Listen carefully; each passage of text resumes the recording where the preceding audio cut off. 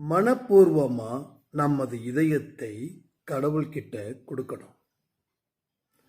அப்படி கொடுக்கும்போது நம்ம மனசுல இருக்கக்கூடிய பாரங்கள் அத்தனையும் தீரும்.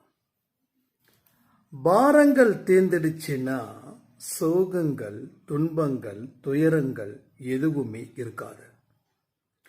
இந்த 3 விஷயமும் உங்ககிட்ட இல்லைன்னா உங்க வாழ்க்கையில நீங்க நிம்மதியா சந்தோஷமா உங்க வாழ்க்கைய வாழும்போது அதுல கிடைக்கக்கூடிய ஒரு அமைதி உங்க வாழ்க்கையில நீங்க இன்னமும் சிறப்பான ஒரு இடத்துக்கு போவதற்கு உண்டான ஒரு இடமா அது நிச்சயமா அமையும்.